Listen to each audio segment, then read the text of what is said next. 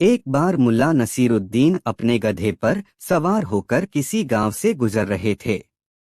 रास्ते में कुछ लोग खड़े थे और वे आपस में बात कर रहे थे।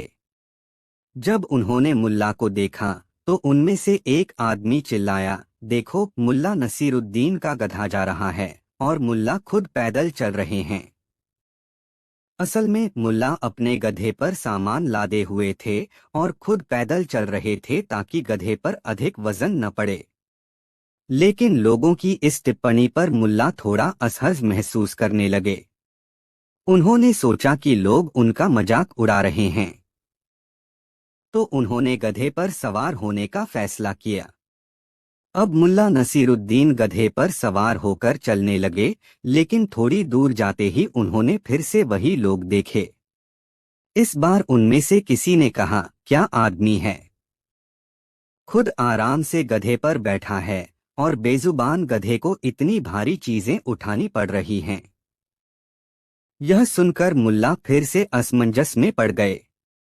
उन्होंने गधे से उतरकर सारे सामान को खुद उठाने का निर्णय लिया और गधे को आराम से चलने दिया।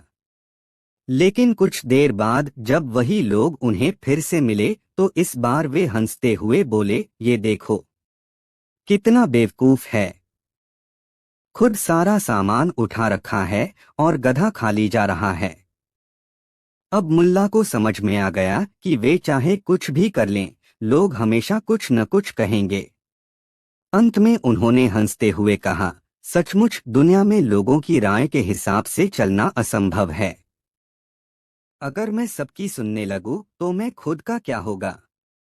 यह कहते हुए मुल्ला अपने गधे के साथ अपने रास्ते चले गए, इस बात का ध्यान रखते हुए कि लोगों की बातों पर ध्यान दिए बिना अपना रास्ता खुद चुनना चाहिए।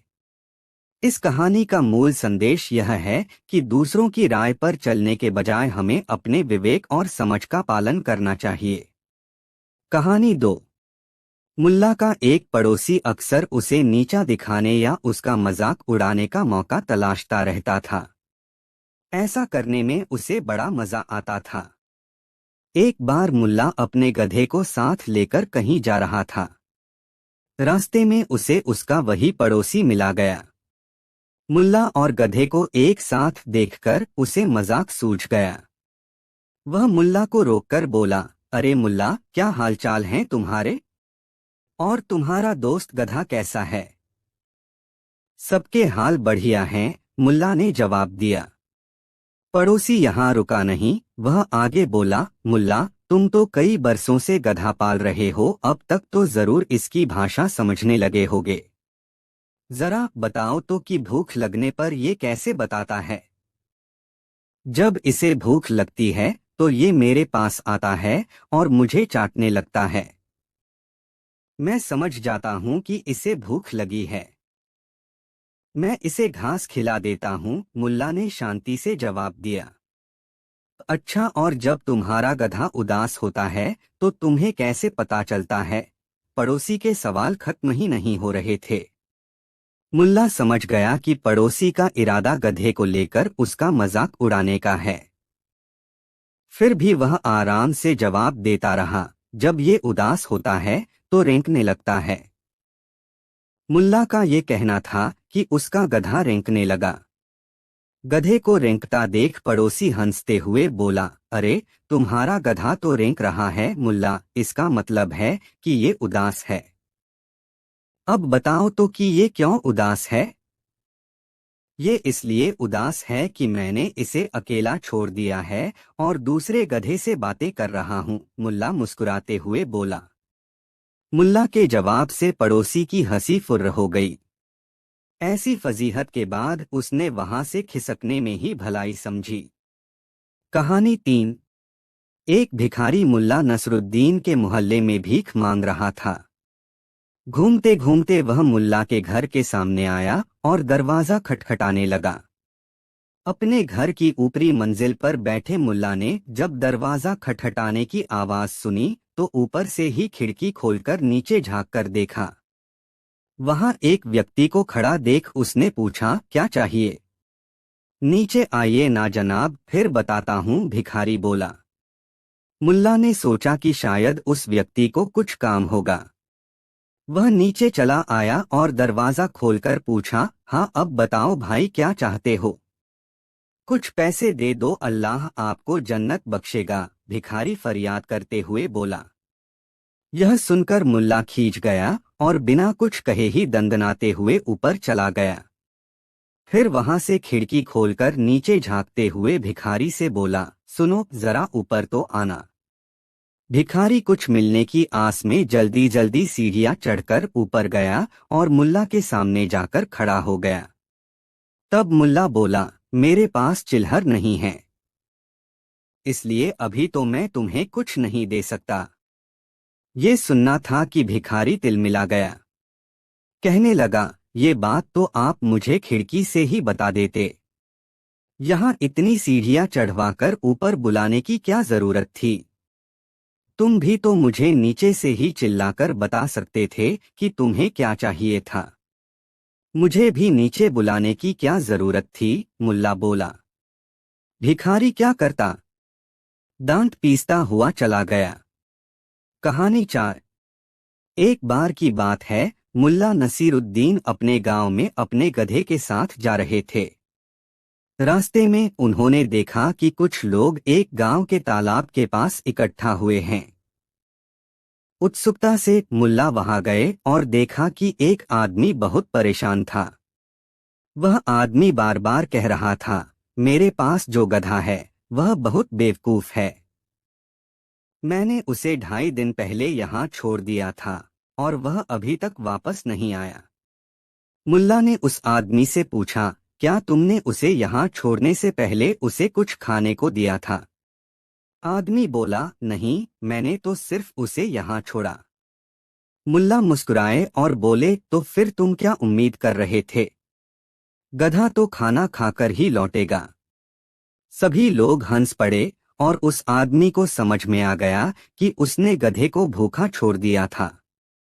वह नसीरुद्दीन की बुद्धिमत्ता को सराहने लगा। कुछ समय बाद जब मुल्ला अपने गधे के पास पहुंचे तो उन्होंने देखा कि गधा तालाब के पास बैठे लोगों के बीच बैठा है और सब उसे प्यार कर रहे हैं। यह देखकर मुल्ला नसीरुद्दीन थोड़े हैरान हुए और बोले, क्या हुआ, मेरे गधे को क्या हो गया? एक आदमी बोला, आपका गधा तो बहुत बुद्धिमान है। वह हमें अपने मजेदार किस्से सुनाता है। मुल्ला ने अपनी आंखें गोल गोल घुमाई और कहा, क्या आप सच में यह सोचते हैं कि मेरा गधा बात कर सकता है? लोगों ने कहा, हाँ, वह तो बहुत मजेदार है। मुल्ला ने हंसते हुए कहा, अगर वह बुद्धिमान है तो मुझे भी उसे कुछ सिखाना चाहिए। यह सुनकर लोग हंस पड़े। अगले दिन मुल्ला ने गधे को एक विशेष जगह पर ले जाकर उसे कुछ मजेदार हरकतें सिखाने का निर्णय लिया।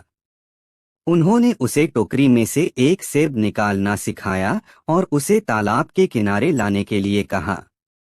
गधा यह सब करता रहा और लोगों को हंसाता रहा। कुछ दिन बाद जब लोग फिर से मुल्ला के गधे के पास आए तो उन्होंने देखा कि वह अब और भी मजेदार हो गया है। मुल्ला ने सोचा, यदि मेरा गधा इतना मजेदार है तो क्यों न इसे गांव के लोगों के मनोरंजन के लिए पेश करूं। उसने गांव के मेले में गधे का प्रदर्शन किया और सब लोग उसे देखने के लिए आए। गधा अद्भुत कारनामे करता रहा और सभी लोग हंसते और ताली बजाते रहे। इस घटना ने गांव में न केवल मुल्ला के गधे की प्रसिद्धि बढ़ाई बल्कि सभी ने यह भी सीखा कि कभी कभी जो हमें बेवकूफ लगते हैं वे भी खास होते हैं और हमें उनके गुणों को पहचानना चाहिए। इस प्रकार मुल्ला नसीरुद्दीन ने साबित किया कि न केवल वह स्वयं बल्कि उसका गधा भी एक विशेष प्रतिभा रखता है और कभी कभी असामान्य चीजें भी असाधारण होती हैं। यह कहानी हमें यह सिखाती है कि हर जीव में कुछ खासियत होती है जिसे हमें पहचानने और सराहने की जरूरत है। कहानी 5। मुल्ला नसीरुद्दीन के पास 2 करीबी मित्र थे, हसन और करीम। एक दिन तीनों ने मिलकर जंगल में एक पिकनिक मनाने का निर्णय लिया। वे सुबह सुबह निकल पड़े, अपने साथ खाने पीने का सामान लेकर। जंगल में पहुंचकर उन्होंने एक खूबसूरत जगह चुनी और वहां बैठकर खाना खाने लगे। खाने के बाद वे थोड़ी देर आराम करने के लिए लेट गए। अचानक नसीरुद्दीन की आंख खुली और उसने देखा कि हसन और करीम सो रहे हैं। तब नसीरुद्दीन ने सोचा कि क्यों न थोड़ा मजाक किया जाए। उसने पास में पड़े एक ताजगी भरे पेड़ से कुछ फल तोड़े और उन्हें अपने दोस्तों के मुंह में डालने लगा। जब हसन और करीम ने फल खाया तो उनकी आंखें खुल गईं और उन्होंने नसीरुद्दीन से पूछा, यह तुमने क्या किया? नसीरुद्दीन हंसते हुए बोला, मैं तुम्हें यह दिखाना चाहता था कि जब तुम सोते हो तो तुम्हारे दोस्त तुम्हारे साथ क्या कर सकते हैं। हसन और करीम ने नसीरुद्दीन को गुस्से में देखा और बोले, क्या तुमने हमें जगाने का यह तरीका चुना? यह तो बहुत बुरा है। कुछ समय बाद उन्होंने एक अन्य मित्र फजल को बुलाने का सोचा। फजल जंगल में अपने काम में व्यस्त था, लेकिन उसे यह जानकर खुशी हुई कि उसके दोस्त पिकनिक मना रहे हैं। वह जल्दी से वहां आया। जब फजल वहां पहुंचा तो नसीरुद्दीन ने सोचा कि उसे एक मजेदार सबक सिखाना चाहिए। उसने फजल से कहा, देखो, मैंने अपने दोस्तों को नींद में कुछ फलों का स्वाद चखाया। क्या तुम भी ऐसा करना चाहोगे? फजल ने तुरंत जवाब दिया, नहीं मुल्ला, मुझे विश्वास है कि तुम मजाक कर रहे हो। नसीरुद्दीन ने फिर से कहा, आओ तुम मेरे साथ लेट जाओ, मैं तुम्हें भी वही अनुभव करवाऊंगा। फजल समझ गया कि नसीरुद्दीन उसे मूर्ख बना रहा है और उसने कहा, मुल्ला, मैं तुम्हारी बातों में नहीं आऊंगा। मैं जानता हूं कि तुम मुझे धोखा देने की कोशिश कर रहे हो। इस पर नसीरुद्दीन ने कहा, ठीक है, तुमने मुझे पहचान लिया, लेकिन यह सीखो कि दोस्ती में एक दूसरे के साथ मजाक करना और एक दूसरे को समझना भी जरूरी है। इस पर हसन और करीम ने हंसते हुए कहा, सच में दोस्ती का यही मजेदार पहलू है। संदेश: इस कहानी से हमें यह सीख मिलती है कि दोस्ती में आपसी समझ और मजाक करना जरूरी है। इसके साथ ही कभी कभी दूसरों की भावनाओं का ध्यान रखना भी आवश्यक है, ताकि मजाक का मजा भी बना रहे और किसी को बुरा भी न लगे। नसीरुद्दीन की यह कहानी हमें यह सिखाती है कि सच्ची दोस्ती में एक दूसरे के साथ खुलकर हंसना और मजाक करना चाहिए, लेकिन हमें एक दूसरे की भावनाओं का भी ध्यान रखना चाहिए।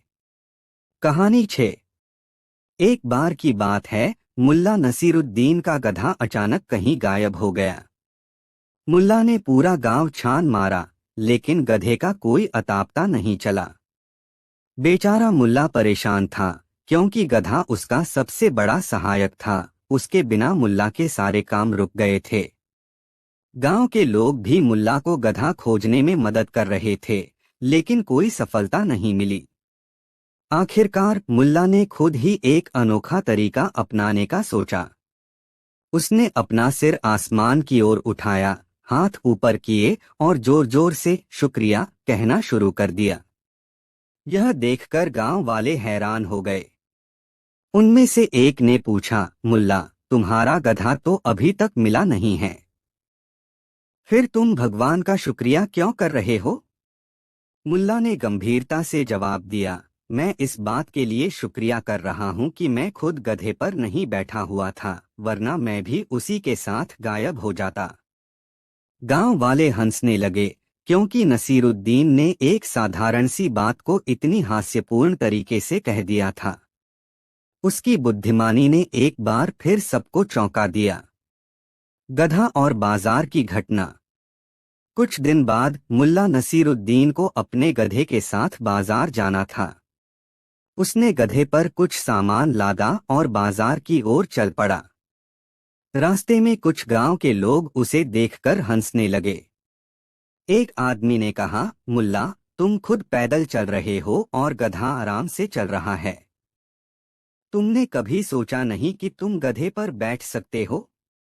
मुल्ला ने उनकी बात मानी और गधे पर चढ़ गया। कुछ दूर चलने के बाद दूसरे लोग मिले, जिन्होंने देखा कि मुल्ला गधे पर बैठा है और गधा भारी बोझ उठाए हुए है। एक आदमी ने कहा, मुल्ला, तुम कितने निर्दयी हो। गधे के ऊपर इतना वजन और तुम भी उसी पर बैठे हो। कम से कम तुम पैदल चल सकते हो। मुल्ला ने सोचा कि उनकी बात सही है। वह गधे से उतर गया और पैदल चलने लगा। लेकिन थोड़ी देर बाद और लोग मिले, जिन्होंने देखा कि गधा खाली है और मुल्ला पैदल चल रहा है। उन्होंने हंसते हुए कहा, मुल्ला, तुम कितने मूर्ख हो। गधा खाली चल रहा है और तुम पैदल थक रहे हो। क्या तुम गधे पर नहीं बैठ सकते? अब मुल्ला नसीरुद्दीन थोड़ा परेशान हो गया। उसने सोचा, लोग जो कह रहे हैं मैं वही कर रहा हूँ, लेकिन फिर भी हर कोई मुझ पर हंस रहा है। फिर उसने एक आखिरी उपाय किया। वह और गधा दोनों साथ साथ पैदल चलने लगे। कुछ देर बाद फिर से कुछ लोग मिले और बोले, मुल्ला, तुम और तुम्हारा गधा दोनों पैदल चल रहे हो, जबकि तुम गधे पर बैठ सकते हो। यह सुनकर मुल्ला नसीरुद्दीन मुस्कुराया और बोला, भाई, सच कहूँ तो मैंने यह सीख लिया है कि दुनिया में चाहे जो भी करो, लोग हमेशा कुछ न कुछ कहेंगे। इसलिए अब मैं वही करूँगा जो मुझे सही लगे। सीख। इस कहानी से हमें यह सीख मिलती है कि लोगों की राय पर हमेशा चलने की बजाय हमें वही करना चाहिए जो हमें सही और उचित लगे। दुनिया में हर किसी को खुश करना संभव नहीं है, इसलिए अपने विवेक से काम लेना ही सबसे बेहतर तरीका है। कहानी 7। एक बार की बात है, मुल्ला नसीरुद्दीन अपने गधे पर सवार होकर बाजार जा रहे थे। उन्होंने गधे पर भारी सामान लादा हुआ था और वे खुद भी गधे पर बैठे हुए थे। रास्ते में कुछ लोग उन्हें देखकर हंसने लगे और कहने लगे, अरे मुल्ला, तुम्हारे पास दिल है भी या नहीं। बेचारे गधे पर इतना वजन लादा है और खुद भी उस पर बैठे हो। इसे आराम करने दो। मुल्ला ने उनकी बात सुनी और सोचा, शायद ये सही कह रहे हैं। फिर वे गधे से उतर गए और खुद पैदल चलने लगे, जबकि उनका गधा भारी सामान लेकर धीरे धीरे चल रहा था। थोड़ी देर बाद कुछ और लोग मुल्ला को देखते हैं और हैरान होकर कहते हैं, मुल्ला, तुम तो सच में बेवकूफ हो। खुद पैदल चल रहे हो, जबकि तुम्हारा गधा खाली जा रहा है। तुम क्यों नहीं गधे पर बैठते?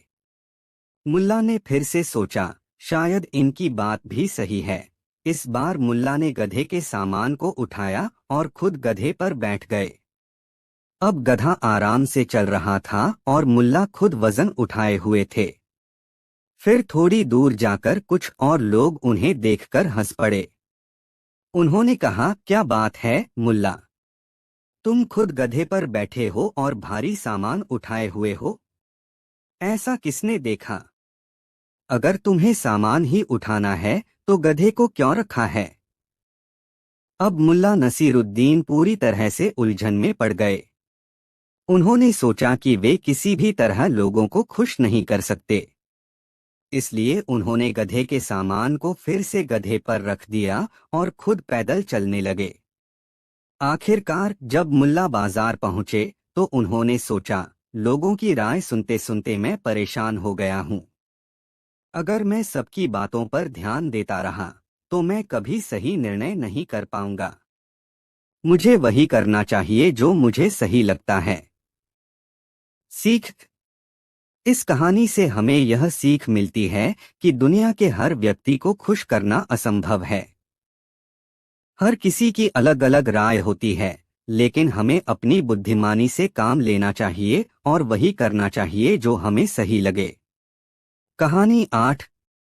मुल्ला नसीरुद्दीन अपनी बुद्धिमानी और चतुराई के लिए जाने जाते थे। एक बार गांव में एक बड़ा उत्सव मनाया जा रहा था। उत्सव के दौरान गांव के सभी लोग एकत्र हुए थे और मुल्ला भी इस भीड़ में शामिल हुए। उत्सव में कई प्रतियोगिताएं आयोजित की जा रही थीं और उनमें से एक थी सर्वश्रेष्ठ विचार प्रतियोगिता। प्रतियोगिता का नियम था कि जो भी व्यक्ति सबसे बेहतर और अनोखा विचार प्रस्तुत करेगा, उसे पुरस्कार दिया जाएगा। गांव के सभी लोग अपने अपने विचारों के साथ तैयारी कर रहे थे।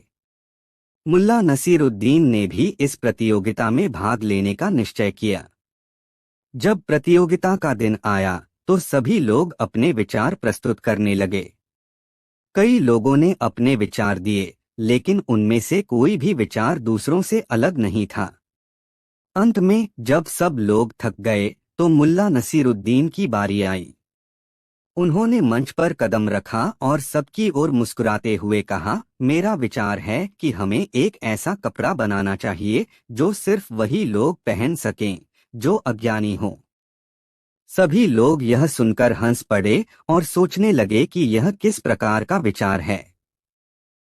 मुल्ला ने फिर कहा, अगर कोई अज्ञानी है तो वह इस कपड़े को पहनेगा, लेकिन अगर कोई विद्वान है तो वह इसे नहीं पहन पाएगा।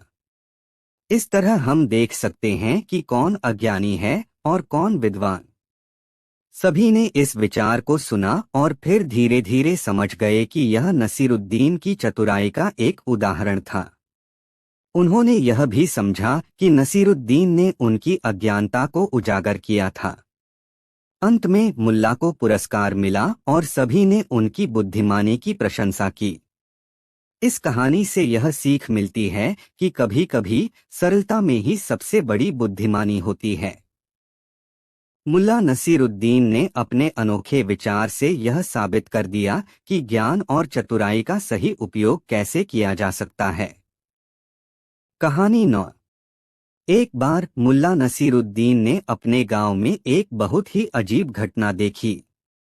उन्होंने देखा कि लोग किसी नए खलीफा के आगमन की तैयारी कर रहे थे। सब लोग अपने अपने घरों को सजाने में लगे थे। मुल्ला को यह देखकर क्यूरियोसिटी हुई कि आखिर खलीफा कौन है और उसकी खासियत क्या है। जब खलीफा गांव में आया तो वह बहुत ही भव्य और ऐश्वर्य से भरा हुआ था। उसके चारों ओर नाकंतली रागिनी गाते हुए गायक थे और उसके साथ बहुत से लोग थे। मुल्ला ने सोचा कि यह एक अच्छा अवसर है खलीफा से मिलने का। जब मुल्ला खलीफा के पास पहुंचा तो खलीफा ने उससे पूछा, तुम कौन हो और तुम यहाँ क्यों आए हो? मुल्ला ने उत्तर दिया, मैं मुल्ला नसीरुद्दीन हूँ और मैं जानना चाहता था कि खलीफा बनने का क्या मतलब है। खलीफा ने हंसते हुए कहा, खलीफा का मतलब है कि मैं इस धरती पर सबसे शक्तिशाली और सबसे बुद्धिमान व्यक्ति हूँ। मुल्ला ने फिर एक सवाल किया, तो क्या आप यह बता सकते हैं कि सबसे बड़ी बात क्या है? खलीफा ने गर्व से कहा, सबसे बड़ी बात है ज्ञान। जो व्यक्ति ज्ञान रखता है वही सबसे बड़ा होता है। मुल्ला ने फिर कहा, तो क्या आप जानते हैं कि आपके पास कितने लोगों की आज्ञा है? खलीफा ने कहा, बेशक मुझे सभी की आज्ञा है। मैं अपने हर विषय पर निर्णय लेता हूँ। मुल्ला ने मुस्कुराते हुए कहा, तो फिर क्या आप मुझे एक सवाल का उत्तर दे सकते हैं? खलीफा ने कहा, बिल्कुल, पूछो। मुल्ला ने पूछा, अगर आप एक बार में अपनी पूरी ताकत और ज्ञान का उपयोग कर लें तो आप क्या करेंगे? खलीफा ने सोचा और फिर गर्व से कहा, मैं पूरी दुनिया पर शासन करूंगा। मुल्ला ने कहा, लेकिन क्या आप जानते हैं खलीफा साहब कि एक साधारण व्यक्ति भी जब प्यार से बोलता है तो उसकी बातों में शक्ति होती है। असली शक्ति ज्ञान से नहीं बल्कि समझदारी और करुणा से आती है। खलीफा ने हंसते हुए कहा, तुमने मुझे चकित कर दिया मुल्ला। मुल्ला ने मुस्कुराते हुए कहा, इसलिए खलीफा बनना आसान है लेकिन असली खलीफा बनना वह कठिन है। इस कहानी से यह सीख मिलती है कि असली शक्ति ज्ञान और समझदारी में होती है, न कि सिर्फ रुतबे और ताकत में। मुल्ला नसीरुद्दीन की यह कहानी हमें यह सिखाती है कि हमें हमेशा अपनी बुद्धिमत्ता और करुणा का उपयोग करना चाहिए, चाहे हम कितनी भी ऊंचाई पर क्यों न पहुंच जाएं। कहानी 10। मुल्ला नसीरुद्दीन एक दिन अपने गांव के पास एक बड़े मेले में गए। मेले में सभी तरह की दुकानें थीं, खाने पीने के सामान, खेल खिलौने और मजेदार खेल। मुल्ला ने सोचा कि आज तो बहुत मजा आएगा। जब वह मेले में पहुंचे तो उन्होंने देखा कि वहां पर एक बड़ा झूला लग रहा था। झूला इतना ऊंचा और तेज था कि देखने से ही डर लग रहा था। सभी लोग झूले में बैठने के लिए लंबी लाइन में थे और मुल्ला भी उत्सुकता से उसे देखने लगे। कुछ देर बाद मुल्ला ने सोचा, मैं क्यों न इस झूले पर बैठूं?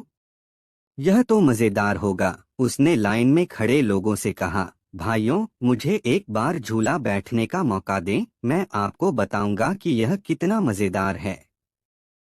सब लोग हंसने लगे और बोले, मुल्ला, तुम बहुत साहसी हो, लेकिन यह झूला बहुत ऊंचा है, क्या तुम सच में बैठना चाहते हो? मुल्ला ने हंसते हुए कहा, अरे साहस का क्या है, अगर गिर गया तो गिर ही जाऊंगा। आखिरकार मुल्ला ने झूला लिया और बैठ गया। झूला चलना शुरू हुआ और जैसे जैसे वह ऊंचाई पर जाता, मुल्ला का डर बढ़ता गया। एक बार तो ऐसा लगा कि वह गिर जाएगा, लेकिन फिर जब झूला नीचे आया, मुल्ला ने अनुभव किया कि यह तो मजेदार था। झूले से उतरकर मुल्ला ने लोगों से कहा, देखो मैं कितना मजेदार था, डर को पार करके मजा लेना चाहिए। उस दिन के बाद मुल्ला ने मेले में और भी खेल खेले, खाने का आनंद लिया और बहुत सारे दोस्तों के साथ समय बिताया।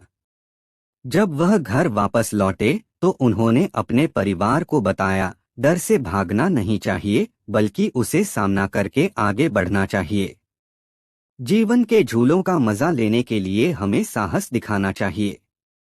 इस तरह मुल्ला नसीरुद्दीन की यह कहानी यह सिखाती है कि हमें अपने डर का सामना करना चाहिए और जीवन के हर अनुभव का आनंद लेना चाहिए। साहस और आनंद से भरी यह कहानी गांव में मशहूर हो गई और लोग इसे अपने बच्चों को सुनाने लगे। सीख, डर को सामना करना ही जीवन के असली मजे का दरवाजा खोलता है। कहानी 11। मुल्ला नसीरुद्दीन एक बार अपने गांव से दूर एक सुंदर बाग में घूमने का मन बनाया। वह अपने एक दोस्त अब्दुल के साथ उस बाग की यात्रा पर निकले। बाग की खुफिया बातें और उसकी मनमोहक छवि ने उनके मन में जिज्ञासा जगा दी थी। जब वे बाग में पहुंचे तो वहां का दृश्य अद्भुत था। हर जगह रंग बिरंगे फूल, हरी घास और पेड़ पौधे थे। मुल्ला और अब्दुल ने बाग का आनंद लेना शुरू किया, लेकिन कुछ ही देर बाद उन्होंने देखा कि वहां एक बहुत बड़ा तालाब था, जिसके बीच में एक सुंदर नाव तैर रही थी। मुल्ला ने कहा, देखो अब्दुल, हमें उस नाव पर सैर करनी चाहिए। अब्दुल ने सहमति जताई और दोनों नाव में बैठ गए। जब उन्होंने नाव को थोड़ा आगे बढ़ाया तो अचानक तेज हवा चलने लगी और नाव ने लहरें उठानी शुरू की। मुल्ला ने तैराकी का अनुभव न होने के कारण डरना शुरू कर दिया।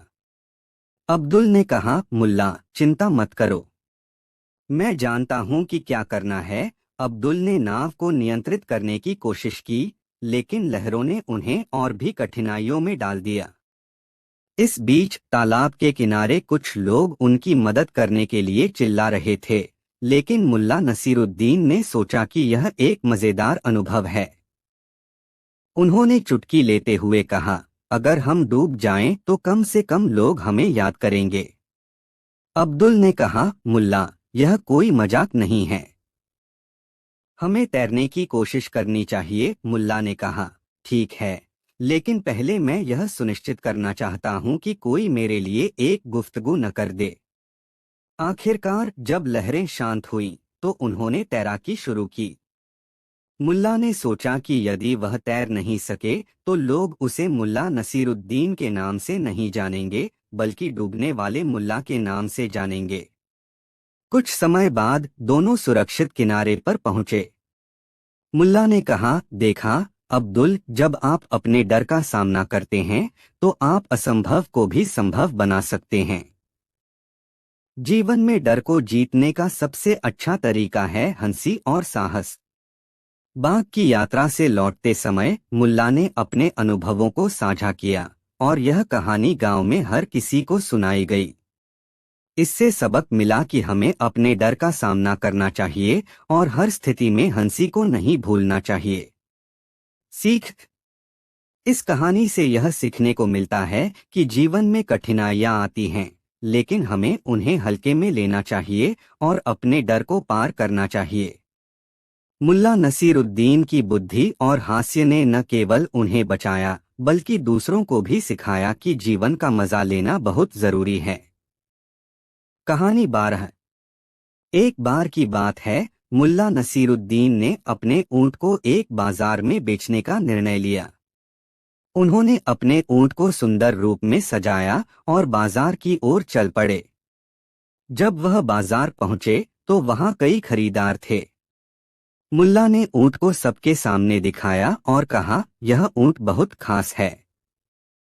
यह दिन में ताजा खाना खाता है और रात को आराम करता है। यह बहुत मेहनती है और लंबी यात्रा कर सकता है। एक खरीदार ने ऊंट के पास जाकर कहा, मुल्ला, क्या यह ऊंट दौड़ सकता है? मुल्ला ने हंसते हुए कहा, दौड़ने का काम तो ये सिर्फ उस समय करेगा जब इसे पता होगा कि इसे बेचा जा रहा है। सभी लोग हंस पड़े। खरीदार ने सोचा कि वह ऊंट खरीदने के लिए तैयार है, लेकिन वह फिर भी इस बात की पुष्टि करना चाहता था। उसने मुल्ला से कहा, क्या तुम इसे दौड़ाकर दिखा सकते हो? मुल्ला ने थोड़ी देर सोचा और फिर कहा, बिल्कुल, लेकिन एक शर्त पर। अगर यह दौड़ने में सफल हो गया तो मुझे दोगुना कीमत मिलेगी, लेकिन अगर यह नहीं दौड़ सका तो तुम मुझे उसकी कीमत दोगुनी दोगुनी दोगुनी देनी होगी। खरीदार ने सोचा कि यह तो एक शानदार सौदा है और तुरंत सहमति दी। मुल्ला ने ऊंट को थोड़ी दूर ले जाकर उसे दौड़ाने के लिए कहा। ऊंट ने दौड़ने की कोशिश की, लेकिन वह केवल कुछ कदम चलकर रुक गया। सब लोग हंसने लगे और खरीदार ने मुल्ला से कहा, मुल्ला, तुम्हारा ऊंट तो दौड़ नहीं सका। मुल्ला ने मुस्कुराते हुए कहा, दौड़ने में क्या मजा है जब मुझे बेचना है। अगर इसे बेचना है तो यह सबसे तेज दौड़ सकता है, लेकिन जैसे ही यह आजाद हो जाएगा यह वापस आराम करना पसंद करेगा। सभी लोग इस जवाब पर फिर से हंस पड़े और मुल्ला की बुद्धिमत्ता की तारीफ की।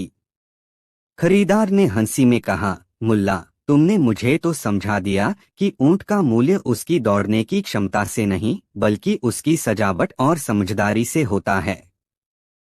इस तरह मुल्ला नसीरुद्दीन ने अपनी बुद्धिमत्ता से न केवल ऊंट बेचा बल्कि लोगों को यह भी सिखाया कि कभी-कभी जो चीज हमें दिखाई देती है वो हमेशा सही नहीं होती। सिख। इस कहानी से हमें यह सीखने को मिलता है कि जीवन में समझदारी और हास्य के साथ कठिनाइयों का सामना करना चाहिए।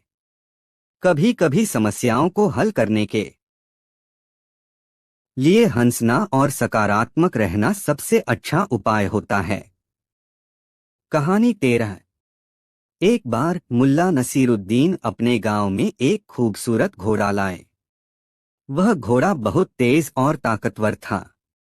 मुल्ला ने उसे अपने दोस्तों को दिखाने का निर्णय लिया।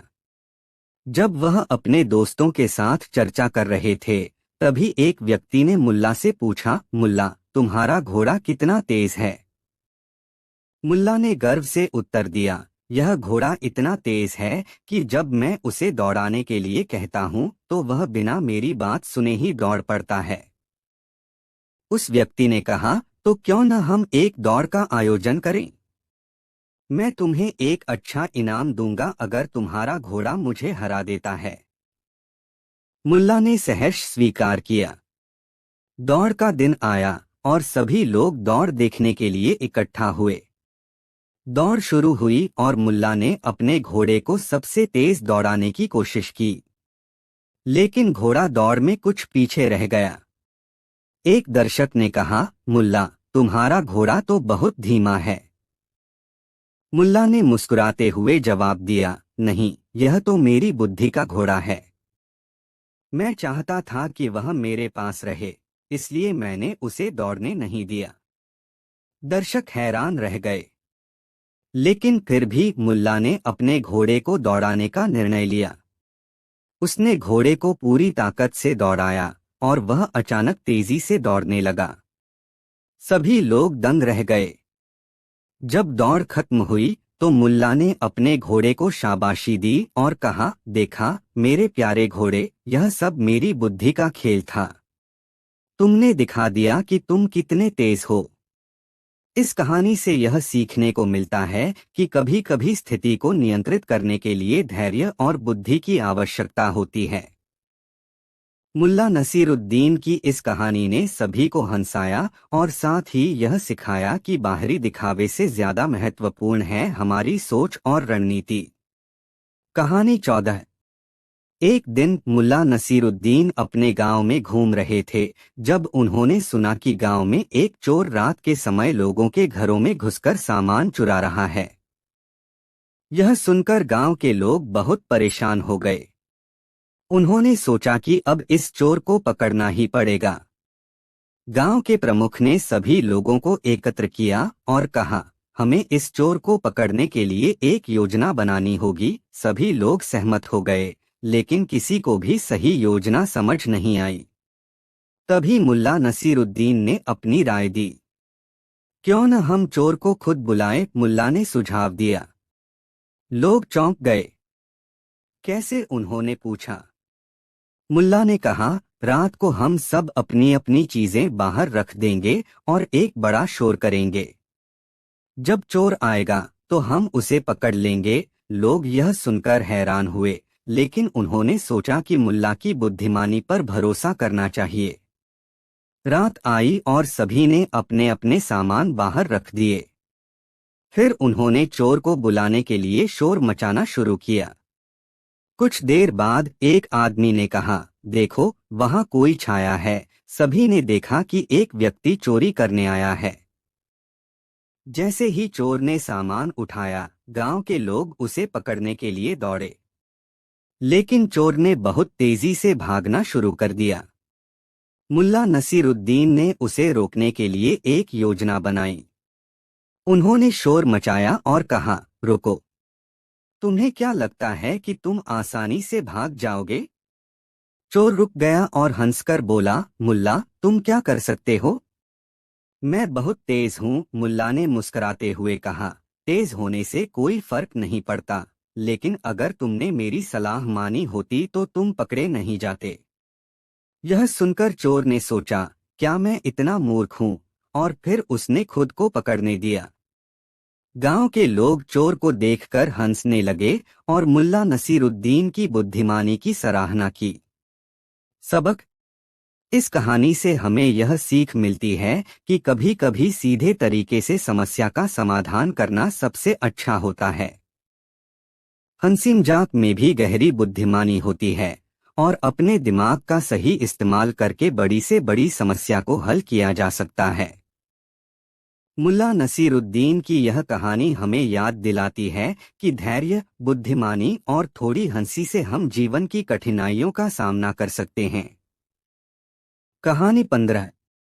एक दिन मुल्ला नसीरुद्दीन अपने गधे पर सवार होकर एक छोटे से गांव की ओर जा रहे थे। रास्ते में लोग उन्हें देख रहे थे और उनकी आलोचना कर रहे थे। पहली बार कुछ गांव वाले उन्हें देखकर हंसने लगे और कहने लगे, देखो कैसा निर्दयी इंसान है। खुद तो गधे पर बैठा है और बेचारी उसकी बीवी पैदल चल रही है। यह सुनकर मुल्ला ने अपनी बीवी को गधे पर बैठा दिया और खुद पैदल चलने लगे। कुछ दूरी पर दूसरे गांव वाले उन्हें देखकर बोले, क्या मजाक है? देखो, एक कमजोर आदमी पैदल चल रहा है और उसकी बीवी आराम से गधे पर बैठी है। यह सुनकर मुल्ला और उसकी बीवी दोनों गधे पर बैठ गए। थोड़ी दूर चलते ही फिर कुछ लोग देखकर कहने लगे, अरे वाह! देखो इस गधे पर कितना अत्याचार हो रहा है। दोनों पति पत्नी उस बेचारी जानवर पर बैठे हैं, यह कितनी निर्दयता है। अब मुल्ला और उनकी बीवी दोनों गधे से उतर गए और पैदल चलने लगे। लेकिन कुछ दूरी पर एक और आदमी ने उन्हें देखा और हंसते हुए बोला, क्या मूर्खता है। दोनों के पास गधा है, फिर भी पैदल चल रहे हैं। मुल्ला नसीरुद्दीन ने अपनी बीवी की ओर देखा, हंसते हुए कहा, देखा, लोगों को खुश करना कितना मुश्किल है। चाहे तुम कुछ भी करो, कोई न कोई आलोचना करने के लिए तैयार ही रहेगा। मुल्ला और उनकी बीवी ने फिर गधे पर सवार होकर अपना सफर जारी रखा, बिना किसी की परवाह किए। सीख इस कहानी से यह सीखने को मिलता है कि चाहे आप कुछ भी करें, दुनिया के सभी लोगों को खुश करना संभव नहीं है। हमें दूसरों की बातों की चिंता किए बिना सही निर्णय लेना चाहिए और वही करना चाहिए जो सही और उचित हो। कहानी 21। एक बार मुल्ला नसीरुद्दीन का गधा खो गया। वह अपने गांव और आसपास के इलाकों में हर जगह गधे को ढूंढने निकले। काफी देर तक ढूंढने के बाद जब उनका गधा नहीं मिला, तो मुल्ला ने यह निर्णय किया कि वह खुद अपने गधे को खोजने का एक अलग तरीका अपनाएंगे। मुल्ला नसीरुद्दीन ने गांव के चौराहे पर खड़े होकर जोर जोर से अल्लाह का शुक्रिया अदा करना शुरू कर दिया। वह खुशी से चिल्लाने लगे, शुक्र है अल्लाह का, मेरा गधा मिल गया, मेरा गधा मिल गया। गांव के लोग यह सुनकर हैरान हो गए। वे सभी दौड़ते हुए मुल्ला के पास पहुंचे और बोले, मुल्ला, तुम्हें गधा कहाँ मिला? हमें भी बताओ। मुल्ला ने मुस्कुराते हुए कहा, अरे, गधा तो अभी नहीं मिला, लेकिन मैं सोच रहा हूं कि जब वह मिल जाएगा तो अभी से शुक्रिया क्यों न अदा करूं। लोगों ने हैरानी से पूछा, लेकिन मुल्ला, अगर गधा नहीं मिला तो फिर तुम क्यों इतना खुश हो? मुल्ला ने बड़े धैर्य के साथ जवाब दिया, देखो, अगर मैं पहले से ही खुश रहूंगा और शुक्रिया अदा करूंगा, तो जब मेरा गधा मिल जाएगा तो मैं दोगुनी खुशी महसूस करूंगा। और अगर गधा नहीं मिला तो भी कम से कम मैंने खुशी के पल तो जी लिए। यह सुनकर गांव के लोग हंस पड़े, लेकिन साथ ही उन्होंने मुल्ला नसीरुद्दीन की बुद्धिमत्ता की तारीफ भी की। मुल्ला ने एक सरल बात में एक गहरी सीख छिपा दी थी, हर स्थिति में सकारात्मक सोच रखनी चाहिए, चाहे परिणाम कुछ भी हो। सीख है। मुल्ला की इस कहानी से हमें यह सीखने को मिलता है कि जीवन में हर हाल में धैर्य और सकारात्मकता बनाए रखना चाहिए। चाहे हालात कितने भी बुरे क्यों न हो, हमें उम्मीद और खुशमिजाजी के साथ आगे बढ़ना चाहिए। एक बार मुल्ला नसीरुद्दीन अपने गांव में बैठे थे और लोगों से अपनी बुद्धिमानी की बातें कर रहे थे। तभी एक व्यक्ति आया और उसने उनसे कहा, मुल्ला, लोग कहते हैं कि आप इतने ज्ञानी और बुद्धिमान हैं, तो क्या आप हमें यह बता सकते हैं कि स्वर्ग में कौन जाएगा और कौन नहीं? मुल्ला नसीरुद्दीन ने कुछ देर तक सोचा और फिर जोर से हंसे। वह बोले, अरे, यह तो बहुत आसान सवाल है। मैं खुद ही स्वर्ग की यात्रा कर चुका हूँ और वहाँ के नियम जानता हूँ। गांव के लोग यह सुनकर चौंक गए। उन्होंने मुल्ला से कहा, मुल्ला, आपने स्वर्ग की यात्रा की है? हमें भी बताओ, वहाँ क्या देखा और किन्हें वहाँ प्रवेश मिला? मुल्ला नसीरुद्दीन ने अपनी टोपी सीधी की और गंभीर होते हुए बोले, हाँ, मैंने स्वर्ग की यात्रा की थी। हुआ यूं कि एक रात मैं सोते सोते अचानक स्वर्ग पहुंच गया। वहां पर मैंने देखा कि स्वर्ग का द्वार बंद था और वहां एक देवता खड़ा था जो यह तय कर रहा था कि किसे स्वर्ग में प्रवेश मिलेगा और किसे नहीं। लोगों की उत्सुकता बढ़ गई और एक ने पूछा, फिर क्या हुआ मुल्ला? मुल्ला बोले, मैंने देखा कि एक अमीर व्यापारी आया जिसके पास बहुत सारा धन और सोने के गहने थे। वह स्वर्ग के द्वार पर पहुंचा और देवता से बोला, मैंने बहुत दान पुण्य किया है, मुझे स्वर्ग में प्रवेश मिलना चाहिए। देवता ने उसकी सूची देखी और बोले, तुमने दान तो किया है, परंतु तुमने अपने लाभ के लिए ही इसे किया है, स्वर्ग में प्रवेश नहीं मिलेगा। इसके बाद एक विद्वान आया जिसने जीवन भर धर्म ग्रंथों का अध्ययन किया था। उसने कहा, मैंने धर्म के सभी नियमों का पालन किया है, मुझे स्वर्ग में प्रवेश मिलना चाहिए। देवता ने कहा, तुमने केवल ज्ञान प्राप्त किया, लेकिन उसे दूसरों की भलाई के लिए नहीं उपयोग किया, इसलिए तुम्हें भी प्रवेश नहीं मिलेगा। लोगों ने आश्चर्य से पूछा, फिर स्वर्ग में कौन प्रवेश कर पाया? मुल्ला ने मुस्कुराते हुए कहा, फिर एक गरीब किसान आया जो अपने जीवन भर मेहनत करता था और दूसरों की मदद करता था। उसने स्वर्ग के द्वार पर कुछ नहीं कहा, बस सिर झुकाए खड़ा रहा। देवता ने उसे देखा और बोले, तुम्हारा हृदय पवित्र है और तुमने बिना किसी स्वार्थ के दूसरों की सेवा की है, तुम स्वर्ग में प्रवेश कर सकते हो। गांव वाले यह सुनकर सोच में पड़ गए। एक व्यक्ति ने पूछा, मुल्ला, तो फिर आप स्वर्ग में कैसे प्रवेश पाए? मुल्ला नसीरुद्दीन ने ठहाका लगाया और बोले, अरे भाई, मैंने स्वर्ग के द्वार पर पहुंचते ही देवता से कहा, मैं मुल्ला नसीरुद्दीन हूँ, और अगर मुझे स्वर्ग में प्रवेश नहीं मिला तो मैं हर किसी को नीचे जाकर यह बता दूंगा कि यहाँ किस किस को प्रवेश नहीं मिल रहा है। यह सुनकर देवता ने जल्दी से स्वर्ग का दरवाजा खोल दिया और मुझे अंदर भेज दिया। सभी लोग हंसने लगे और मुल्ला नसीरुद्दीन की बुद्धिमानी और हास्य की इस अद्भुत कहानी से प्रेरणा लेते हुए अपने अपने घर चले गए। बात तब की है जब मुल्ला नसीरुद्दीन बुखारा में था। उसकी शोहरत बुलंदियों पर थी। बुखारा के अमीर लोग मुल्ला नसीरुद्दीन की सोहबत पसंद करते थे। जब कभी किसी रईस के घर कोई दावत होती तो वहां से नसीरुद्दीन को बुलावा अवश्य आता। नसीरुद्दीन भी ऐसी दावतों में जाना पसंद करता था, क्योंकि इससे कई तरह के लोगों से मिलना जुलना हो जाता था और आसपास घटित हो रही घटनाओं की जानकारी भी मिल जाती थी। एक दिन मुल्ला नसीरुद्दीन को बुखारा के एक बड़े रईस ने अपने घर दावत पर बुलाया। रईस के घर पोते ने जन्म लिया था। पोते के जन्म से रईस बहुत खुश था। रईस ने बड़ी शान से पोते के जन्म का जश्न मनाने का फैसला किया था। इसलिए दावत में हर तरह के पकवान का इंतजाम उसने किया।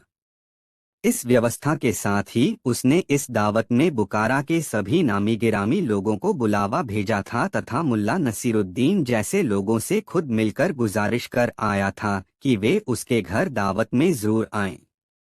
दावत के समय जब मुल्ला नसीरुद्दीन रईस के घर पहुंचा, उस समय तक रईस के लगभग सभी अतिथि वहां आ चुके थे। अतिथियों के बीच मुल्ला नसीरुद्दीन अपनी पतली लंबी दाढ़ी और नोकदार टोपी के कारण सबके आकर्षण का केंद्र बना हुआ था। लोग चौकड़ियों में खड़े बातें कर रहे थे। रईस के आग्रह पर दावत आरंभ हुई। दावत के दौरान रईस ने अपनी दौलत का हर संभव प्रदर्शन किया था। सोने की थाली, चांदी के कटोरे, सोने के चम्मच का दावत के दौरान भरपूर उपयोग हुआ था। मुल्ला नसीरुद्दीन के आगे वाली पांत में भोजन करने के लिए एक नीली शेरवानी वाला आदमी बैठा था। मुल्ला ने देखा कि उसने सोने का एक चम्मच, जिसके बेंट पर हीरे जड़े थे, अपने बाएं हाथ से उठाया और इधर-उधर देखते हुए उस चम्मच को चुपके से शेरवानी की बाईं जेब के हवाले कर दिया। यह काम उसने इतनी चालाकी से किया था कि उसकी इस हरकत का पास बैठे लोगों को भी अंदाज नहीं लगा। मुल्ला नसीरुद्दीन उस व्यक्ति पर अपनी निगाहें टिकाए रहा। जब पांत में बैठे लोगों का भोजन समाप्त हो गया, तब मुल्ला नसीरुद्दीन अपनी जगह से उठा और अपनी दाढ़ी सहलाता हुआ बड़े ही नाटकीय ढंग से बोला, अजीज दोस्तों, मैं मुल्ला नसीरुद्दीन हूँ। कुछ दिन पहले मैं चीन के एक जादूगर का मेहमान था। मैंने जादूगर से कुछ रोचक और रोमांचक जादू सीखी है। खुशी के इस मौके पर मैं चाहता हूं कि आप लोगों को अपना जादू दिखाऊं। लोगों को भला क्या ऐतराज हो सकता था। सबने एक स्वर से मुल्ला नसीरुद्दीन को जादू दिखाने के लिए कहा। मुल्ला नसीरुद्दीन ने अपनी थाली से सोने का चम्मच निकाला और सबको दिखाते हुए कहा, दोस्तों देखो, मैंने यह चम्मच अपनी शेरवानी की बाईं जेब में रखी। अच्छा बताओ चम्मच कहाँ है? सबने कहा, आपकी शेरवानी की बाईं जेब में। मुल्ला नसीरुद्दीन ने तपाक से कहा, गलत। फिर उसने दावत देने वाले रईस से कहा, जनाब, आप जरा नीली शेरवानी वाले महाशय की शेरवानी की बाईं जेब में हाथ डालकर देखें। मुझे लगता है कि चम्मच वही है। रईस ने नीली शेरवानी वाले की बाईं जेब में हाथ डाला तो उसके हाथ में चम्मच आ गया। सबने मुल्ला नसीरुद्दीन की कला का स्वागत ताली बजाकर किया, लेकिन नीली शेरवानी वाला शख्स मुल्ला नसीरुद्दीन से आंखें भी नहीं मिला पाया। कहानी 2। एक बार मुल्ला नसीरुद्दीन अपने गांव के काजी न्यायाधीश बने। लोग उनकी समझदारी और हाजिर जवाबी के कारण उनका बहुत सम्मान करते थे। एक दिन दो आदमी उनके पास एक झगड़ा लेकर आए। दोनों अपने आप को सही साबित करने की कोशिश कर रहे थे और काफी समय से यह झगड़ा गांव में चर्चा का विषय बन गया था। पहला आदमी बोला, मुल्ला साहब, मैंने इस आदमी को एक बड़ी रकम उधार दी थी। अब जब मैं उससे अपनी रकम वापस मांगता हूँ तो यह मना कर देता है और कहता है कि मैंने उसे कुछ भी उधार नहीं दिया। आप ही इसका फैसला करें। दूसरा आदमी तुरंत बोला, यह झूठ बोल रहा है। मैंने इस आदमी से कभी कोई उधार नहीं लिया। यह मुझ पर झूठा इल्जाम लगा रहा है। मुल्ला नसीरुद्दीन ने दोनों की बातें ध्यान से सुनी और बोले, ठीक है, तुम दोनों का पक्ष सुनने के बाद मैं न्याय करूंगा, लेकिन पहले मुझे इस मामले की गहराई में जाना होगा। इसके बाद मुल्ला नसीरुद्दीन ने उस पहले आदमी से कहा, तुम्हारे पास क्या कोई सबूत है कि तुमने इसे उधार दिया था? पहला आदमी हिचकिचाया और बोला, नहीं, मेरे पास कोई लिखित प्रमाण नहीं है, लेकिन गांव के लोग जानते हैं कि मैंने इसे पैसे उधार दिए थे। मुल्ला ने दूसरे आदमी की ओर देखा और पूछा, और क्या तुम कसम खाकर कह सकते हो कि तुमने कोई पैसा नहीं लिया? दूसरा आदमी तुरंत कहने लगा, बिल्कुल, मैं कसम खाकर कहता हूँ कि मैंने कोई पैसा नहीं लिया। अब मुल्ला नसीरुद्दीन ने कहा, मुझे थोड़ी देर के लिए बाहर जाकर कुछ देखना होगा। तुम दोनों यहीं रुको। यह कहकर वह बाहर चले गए। कुछ समय बाद वह एक बड़ी सी छड़ी लेकर वापस लौटे और बोले, यह छड़ी जादुई है। इससे सच का पता चलता है। मैंने इसे मस्जिद के दरवाजे के पास पाया है। जो भी इसका उपयोग करता है उसकी सच्चाई सामने आ जाती है। मुल्ला ने उस दूसरे आदमी को कहा, तुम इस छड़ी को अपने साथ ले जाओ और कल सुबह इसे वापस लाओ। यदि तुमने सच कहा है तो छड़ी का आकार वैसा ही रहेगा, लेकिन अगर तुमने झूठ बोला है तो यह छड़ी 1 इंच लंबी हो जाएगी। दूसरा आदमी घबरा गया। उसे लगा कि मुल्ला की छड़ी वाकई जादुई है और अगर उसने झूठ बोला तो उसकी सच्चाई सामने आ जाएगी। वह तुरंत डरते हुए मुल्ला के सामने अपना अपराध स्वीकार कर लिया और कहा, मुल्ला साहब, मुझसे गलती हो गई। मैंने वास्तव में इस आदमी से पैसे उधार लिए थे। कृपया मुझे माफ कर दीजिए। मैं इसे उसके पैसे लौटा दूंगा। मुल्ला नसीरुद्दीन ने मुस्कुराते हुए कहा, सच कभी छिपता नहीं। जादुई छड़ी की जरूरत नहीं थी, तुम्हारे दिल की आवाज ने तुम्हें सच्चाई बताने पर मजबूर कर दिया। इस तरह मुल्ला नसीरुद्दीन ने अपनी बुद्धिमानी से बिना किसी जादू के न्याय कर दिया और गांव के लोग एक बार फिर उनकी चतुराई की प्रशंसा करने लगे। शिक्षा, सच्चाई को झूठ से कभी भी नहीं दबाया जा सकता। कहानी 3। नसीरुद्दीन को अपने गांव से गुजरने वाली नदी का किनारा अच्छा लगता था। जब कभी भी उसका मन बेचैन होता तो वह नदी किनारे आकर बैठ जाया करता और वहां की प्राकृतिक दृश्यावलियों में खो जाता। नदी के किनारे ऐसे तो अनेक पेड़ लगे थे, किंतु नसीरुद्दीन एक पूर्ण विकसित आम के पेड़ के तने के सहारे बैठ जाता और वहीं से नदी की चंचल लहरों की सुषमा निहारता रहता। नदी के पास ही अफीम का अड्डा था, जहां नशेड़ी आते जाते रहते थे। इनमें एक मजबूत कदकाठी का दबंग व्यक्ति भी शामिल था। एक दिन वह नशेड़ी अफीम के अड्डे से निकला और पिनक में नदी के किनारे बैठे मुल्ला नसीरुद्दीन को देखा। उसे उसकी नोकदार टोपी बहुत अच्छी लगी। वह मुल्ला नसीरुद्दीन के बहुत करीब पहुंच गया। उसने हाथ बढ़ाकर उसकी टोपी खींच ली और टोपी को हवा में उछालकर ही कर हंसने लगा। मुल्ला नसीरुद्दीन ने पीछे घूमकर देखा तो उसकी बुद्धि ने कहा, बेटा नसीर, इस मुस्टंडे से भिड़ने की बजाय खीसे निपोरकर मामला रफा-दफा कर लो, इसी में तेरी भलाई है। और मुल्ला नसीरुद्दीन ने झेंपी सी हंसी हंसते हुए अपनी टोपी उठा ली। जब तक वहां वह मुस्टंडा खड़ा रहा तब तक मुल्ला नसीरुद्दीन हाथ में टोपी थामे रहा। उस अफीमची मुस्टंडे ने मुल्ला नसीरुद्दीन को दूसरे दिन भी उसी आम के पेड़ के नीचे उसी तरह नोकदार टोपी पहने बैठे देखा तो वह फिर शरारत पर उतारू हो गया। वह मुल्ला नसीरुद्दीन के पीछे दबे पांव आया और उसकी टोपी खींचकर दूर उछाल दी। बीते कल की तरह खिसियानी हंसी हंसता मुल्ला अपनी टोपी उठा लाया और हाथ में टोपी थामकर फिर से आम के पेड़ के नीचे आकर बैठ गया। अब यह नियम सा हो चला था। लेकिन मुल्ला नसीरुद्दीन उस हट्टे कट्टे मुस्टंडे को देखकर अपना मन मसोस कर रह जाता। वैसे वह उसे सबक सिखाने की तरकीबें सोचता रहता था, मगर उसे कोई सूरत नजर नहीं आ रही थी। तभी सुल्तान की ओर से उसके गांव में एक पहलवान को हवलदार बनाकर भेजा गया। मुल्ला नसीरुद्दीन उस दिन जरा पहले ही नदी किनारे आ गया था।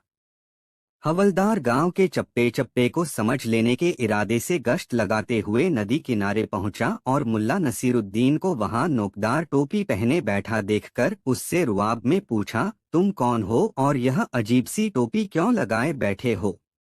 मुल्ला नसीरुद्दीन ने एक झलक में हवलदार की कदकाठी देखी और बोला, मैं मुल्ला नसीरुद्दीन हूँ और यह जादुई टोपी लगाकर नदी किनारे परियों की जलक्रीड़ा देखने के लिए यहाँ बैठा हूँ। परियों की जलक्रीड़ा? हवलदार चौंका। हाँ, यह टोपी पहनकर इस आम के पेड़ के तने से सटकर निर्विघ्न बैठने से नदी में आने वाली परियां साफ दिखाई देती हैं। ओह, कितनी सुंदर होती हैं परियां, मुल्ला नसीरुद्दीन ने मुग्ध स्वर में कहा। हवलदार ने पूछा, तुमने देखी हैं परियां? नहीं भाई, नहीं देख पाया। इस टोपी को पहनने के साथ यह शर्त भी है कि परी देखने की इच्छा रखने वाला टोपीधारी व्यक्ति किसी भी कारण से नदी का पानी छोड़ कुछ और न देखे। मैंने जब कभी भी प्रयास किया, किसी न किसी व्यवधान के कारण मेरी दृष्टि डगमगा गई और मैं इस सुख को पाने से वंचित हो गया। मुल्ला नसीरुद्दीन ने अफसोस जताया। मैं इस गांव का हवलदार नियुक्त हुआ हूँ सुल्तान की तरफ से। लाओ टोपी मुझे दो। मैं आज परियों की जलक्रीड़ा देखूंगा। तुम फिर कभी देख लेना। टोपी तो तुम्हारे पास रहेगी ही, हवलदार ने मुल्ला नसीरुद्दीन से कहा। मुल्ला यही तो चाहता था। उसने तुरंत अपनी टोपी उतारी और हवलदार को देते हुए कहा, हाँ हाँ हवलदार भाई, आप ही आज परियों की जलक्रीड़ा देख लो, मैं फिर कभी देखूंगा। हवलदार ने टोपी पहनी। मुल्ला नसीरुद्दीन ने उसे आम के पेड़ के तने से सटकर बैठने का तरीका सिखाया और उसे फिर से समझाया, ध्यान रहे, नजर नदी की प्रवाहित धारा पर ही टिकी रहे। किसी भी कारण से बाएं दाएं देखने की कतई जरूरत नहीं। हवलदार ने हामी भरी और नोकदार टोपी पहनकर बैठ गया आम के पेड़ के नीचे। मुल्ला नसीरुद्दीन ने भी अपने को एक पेड़ की ओट में कर लिया।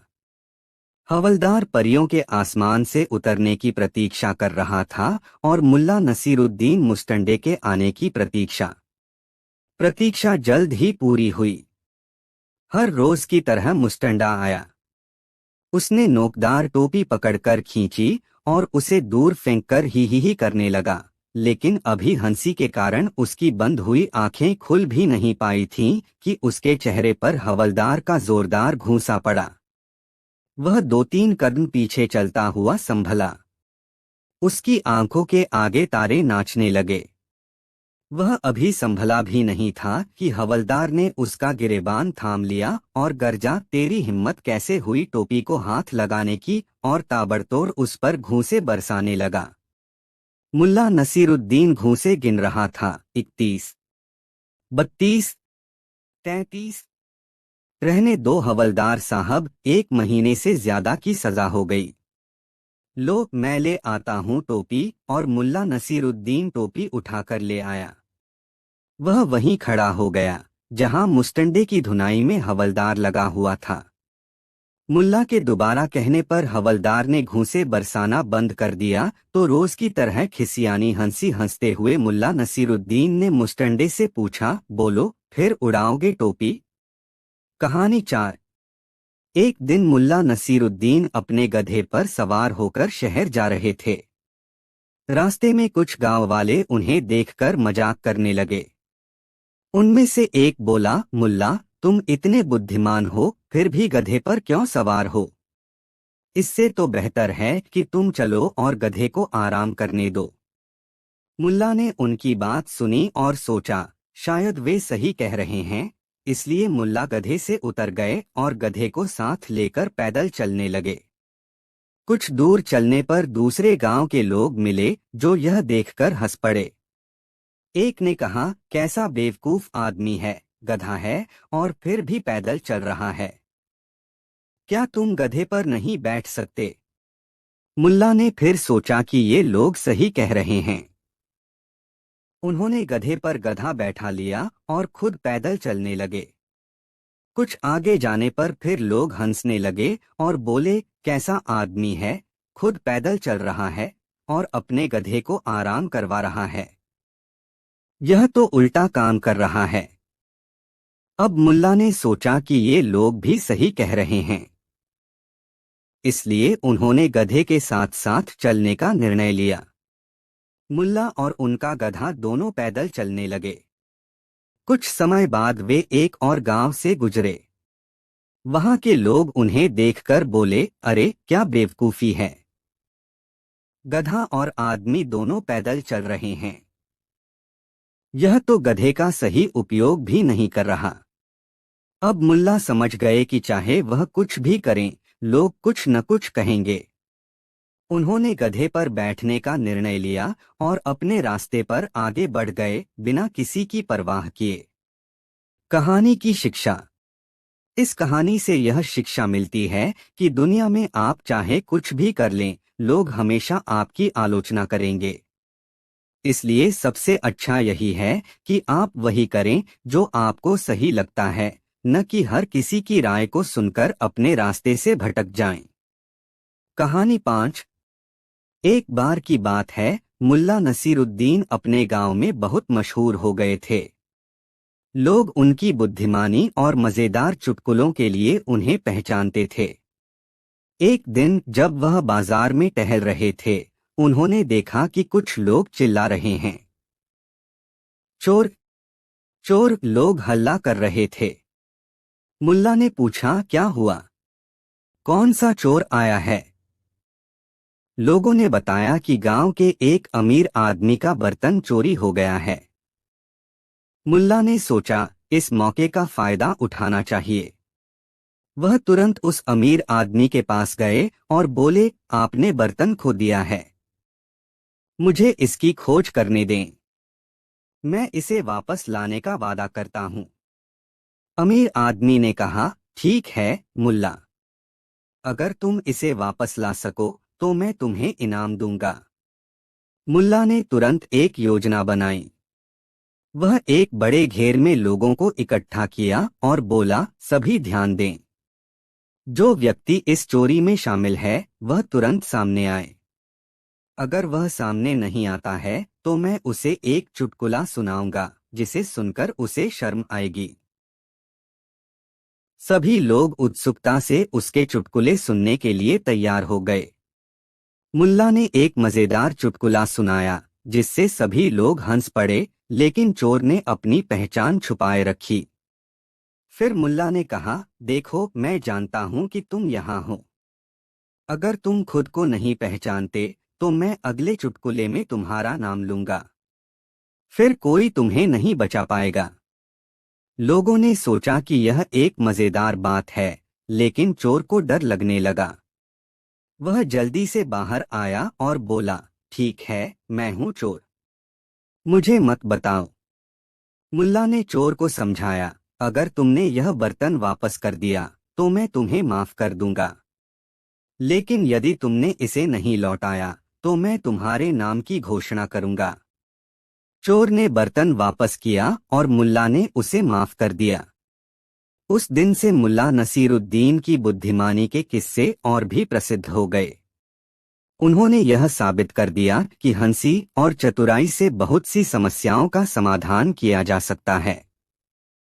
इस कहानी से यह संदेश मिलता है कि कभी कभी हास्य और बुद्धिमत्ता का उपयोग करके कठिनाइयों को आसानी से हल किया जा सकता है। कहानी 6। एक बार की बात है, मुल्ला नसीरुद्दीन ने सोचा कि उन्हें एक नया सूट बनवाना चाहिए। उन्होंने गांव के प्रसिद्ध दर्जी से संपर्क किया। दर्जी ने मुल्ला को कहा कि वह उन्हें एक अनोखा सूट बनाएगा जो सबको हैरान कर देगा। कुछ दिनों बाद मुल्ला नसीरुद्दीन ने दर्जी से सूट लेने के लिए आने का समय तय किया। जब वह सूट लेने गए तो दर्जी ने कहा, यह सूट बहुत खास है, इसे केवल समझदार लोग ही देख सकते हैं। मुल्ला ने सोचा, अगर मैं इसे नहीं देख पाता तो लोग मुझे बेवकूफ समझेंगे। उन्होंने सूट को देखने का नाटक किया और बोले, वाह, यह तो बहुत सुंदर है। दर्जी ने सोचा कि मुल्ला बहुत समझदार है और सूट की प्रशंसा करने लगा। मुल्ला ने सूट पहन लिया और अपने गांव में घूमने निकल पड़े। गांव के लोग उनके नए सूट की चर्चा करने लगे। लेकिन जब वे नसीरुद्दीन के पास आए तो उन्होंने देखा कि सूट वास्तव में कुछ नहीं था। लोग सोचने लगे, क्या हम बेवकूफ हैं? क्या मुल्ला ने वास्तव में ऐसा अद्भुत सूट पहना हुआ है जिसे हम नहीं देख पा रहे? फिर एक छोटे बच्चे ने हिम्मत की और बोला, लेकिन मुल्ला, आपके पास तो सूट नहीं है। गांव वाले एक दूसरे को देखने लगे और आखिरकार सबने हंसते हुए कहा, हाँ, सच में यह तो सिर्फ एक मजाक है। मुल्ला नसीरुद्दीन हंसते हुए बोले, सच तो यह है कि यह सूट मेरे लिए बिल्कुल नया है, लेकिन यह मुझे सिखाने के लिए काफी है कि असली बुद्धिमानी वह है जो हमें हमारे आपसी संबंधों में दिखती है, न कि कपड़ों में। इस कहानी से सबक यह मिलता है कि हमें अपने आत्मसम्मान और बुद्धिमानी को समझने के लिए बाहरी दिखावे पर निर्भर नहीं रहना चाहिए। मुल्ला नसीरुद्दीन की यह कहानी न केवल हंसाती है, बल्कि हमें यह भी सिखाती है कि सच्ची समझ और बुद्धिमानी दूसरों को दिखाने के लिए नहीं होती, बल्कि खुद को समझने के लिए होती है। कहानी 7। एक दिन मुल्ला नसीरुद्दीन अपने गधे पर बैठकर अपने गांव से दूसरे गांव की ओर जा रहे थे। रास्ते में एक व्यक्ति ने उन्हें रोक लिया और कहा, मुल्ला साहब, आपके पास इतना अच्छा गधा है, लेकिन आप खुद उस पर नहीं बैठते। यह तो बड़ी अजीब बात है। मुल्ला ने उस व्यक्ति की बात सुनी और सोच में पड़ गए। फिर उन्होंने अपने गधे पर बैठने का फैसला किया और यात्रा जारी रखी। कुछ दूर जाने पर एक और व्यक्ति ने मुल्ला को देखा और कहा, अरे मुल्ला, तुम कितने निर्दयी हो। तुम तो एक इंसान हो, तुम्हें पैदल चलना चाहिए और गधे को आराम करने देना चाहिए। मुल्ला फिर से सोच में पड़ गए और गधे से उतरकर पैदल चलने लगे। अब गधा खाली था और मुल्ला पैदल चल रहे थे। कुछ देर बाद एक और व्यक्ति मिला। उसने देखा और हंसते हुए बोला, मुल्ला, तुम भी अजीब हो। तुम्हारे पास गधा है, फिर भी तुम पैदल चल रहे हो। इस तरह तो तुम्हारा गधा भी बेकार हो गया है। अब मुल्ला और ज्यादा भ्रमित हो गए। उन्होंने सोचा, अब क्या करूं? उन्होंने तय किया कि इस बार गधे के साथ चलेंगे। वे गधे के साथ साथ चलने लगे, लेकिन कुछ दूर जाने पर फिर एक व्यक्ति मिला जिसने कहा, मुल्ला, तुम दोनों मूर्ख लग रहे हो। न तुम गधे पर बैठे हो, न गधा तुम्हें ले जा रहा है। इस गधे का क्या फायदा? अब मुल्ला को हंसी आ गई। उन्होंने समझ लिया कि लोग चाहे कुछ भी कहें, हर किसी को खुश करना असंभव है। उन्होंने अपने गधे पर बैठकर अपनी यात्रा पूरी की और खुद से कहा, दूसरों की राय सुनना अच्छी बात है, लेकिन हर किसी को खुश करने की कोशिश में खुद को नहीं भूलना चाहिए। शिक्षा। इस कहानी से यह सीखने को मिलता है कि हमें हमेशा दूसरों की राय सुननी चाहिए, लेकिन हर किसी की अपेक्षाओं के अनुसार नहीं चलना चाहिए। जीवन में सही फैसला वही होता है जो हमारे विवेक और समझ के अनुसार हो। कहानी 8। एक बार मुल्ला नसीरुद्दीन के पास एक गधा था जिसे वह बहुत प्यार करते थे। मुल्ला का यह गधा उनकी रोजमर्रा की जिंदगी का हिस्सा था और वे उसे हर जगह ले जाते थे। एक दिन मुल्ला के कुछ दोस्तों ने उनसे कहा, मुल्ला, तुम्हारा गधा इतना आलसी हो गया है। वह काम नहीं करता और हमेशा सुस्त रहता है। मुल्ला ने सोचा कि शायद उनका गधा आलसी हो गया है और उसे एक अच्छा सबक सिखाने की जरूरत है। इसलिए उन्होंने सोचा कि वह गधे को धीरे धीरे भूखा रखकर उसकी आदतें बदल देंगे। मुल्ला ने तय किया कि वे गधे को हर दिन थोड़ा थोड़ा खाना कम देंगे ताकि वह कम खाने की आदत डाल ले। पहले दिन मुल्ला ने गधे को उसके रोज के खाने से थोड़ा कम दिया। गधा कुछ भूखा महसूस करने लगा, लेकिन उसने कुछ शिकायत नहीं की। अगले दिन मुल्ला ने खाना और कम कर दिया। यह सिलसिला कई दिनों तक चलता रहा और गधा दिन ब दिन कमजोर होता गया। कुछ समय बाद गधा इतना कमजोर हो गया कि वह एक दिन मर गया। मुल्ला बहुत दुखी हुए और बोले, अरे, मेरे प्यारे गधे के साथ क्या हुआ? मैंने उसे आदत डालने की कोशिश की ताकि वह कम खाकर जी सके, और जब वह आदत डालने ही वाला था, वह मर गया। यह सुनकर गांव के लोग हंसने लगे। उन्होंने कहा, मुल्ला, तुमने यह सोचा भी कैसे कि कोई बिना खाना खाए जीवित रह सकता है? यह तो असंभव है। मुल्ला ने गहरी सांस ली और हंसते हुए कहा, शायद मैंने गलत किया, लेकिन अब मैंने सीख लिया कि भूख और मेहनत के बीच सही संतुलन बनाए रखना कितना जरूरी है। यह कहानी मुल्ला नसीरुद्दीन के हास्य और सीखने की प्रवृत्ति को दर्शाती है। मुल्ला नसीरुद्दीन की कहानियां हमेशा कुछ न कुछ सिखाने के साथ साथ जीवन की छोटी छोटी चीजों में गहरी समझ और बुद्धिमानी को उजागर करती हैं। कहानी 9। एक दिन मुल्ला नसीरुद्दीन के गांव में एक राजा ने घोषणा की कि उसके महल के पास एक नया बागीचा बनाया जाएगा और वह चाहता है कि इस बागीचे के बीचों बीच एक बेहद सुंदर और भव्य फव्वारा लगाया जाए। राजा ने पूरे राज्य से सबसे बेहतरीन कलाकारों और कारीगरों को बुलवाया और उन्हें फव्वारे का डिजाइन बनाने की चुनौती दी। जो भी सबसे अनोखा और अद्भुत डिजाइन बनाएगा, उसे बड़ा इनाम मिलेगा। सभी कारीगर और कलाकार अपनी अपनी योजनाओं के साथ आए। कोई सोने से बना फव्वारा बनाने का सुझाव दे रहा था, तो कोई कीमती रत्नों से जड़ा हुआ। लेकिन मुल्ला नसीरुद्दीन ने बिना किसी डिजाइन के खुद को भी इस प्रतियोगिता में भाग लेने के लिए प्रस्तुत कर दिया। राजा ने हैरानी से पूछा, मुल्ला, तुम्हारे पास कोई डिजाइन नहीं है, फिर तुम कैसे भाग ले रहे हो? मुल्ला ने हंसते हुए कहा, महाराज, मेरे पास सबसे अनोखा डिजाइन है जो न केवल आपको बल्कि पूरे राज्य को सच्चाई का आईना दिखाएगा। राजा ने उत्सुकता से पूछा, वह कैसे? मुल्ला नसीरुद्दीन ने कहा, मैं आपको एक ऐसा फव्वारा बनाकर दूंगा जो दिखने में बहुत साधारण होगा, लेकिन इसमें जब कोई व्यक्ति खुद को देखेगा तो उसे उसकी सच्ची तस्वीर नजर आएगी, यानी वह जैसा वास्तव में है वैसा ही दिखेगा। राजा को यह विचार दिलचस्प लगा और उसने मुल्ला को मौका दिया। मुल्ला ने एक साधारण पत्थर से बना फव्वारा तैयार किया और उसे महल के बागीचे में स्थापित कर दिया। अब लोग बारी बारी से वहां जाकर खुद को देखने लगे। लेकिन जब लोग उसमें अपना प्रतिबिंब देखते तो उन्हें अपनी सच्ची छवि नजर आती, कोई लालची, कोई झूठा, कोई अहंकारी। हर कोई अपने असली व्यक्तित्व को देखकर डर जाता और शर्मिंदा हो जाता। धीरे धीरे यह बात फैल गई कि फव्वारा कोई जादुई आईना है जो सच्चाई दिखाता है। लोगों ने राजा से शिकायत करनी शुरू कर दी कि यह फव्वारा हटाया जाए, क्योंकि यह उन्हें उनकी वास्तविकता का सामना करवा रहा था। राजा ने भी एक दिन फव्वारे के सामने जाकर खुद को देखा। उसे भी अपनी कमजोरियां और गलतियां नजर आईं। वह चौंक गया और गुस्से में आकर मुल्ला नसीरुद्दीन को बुलाया। राजा ने कहा, मुल्ला, तुमने यह क्या कर दिया?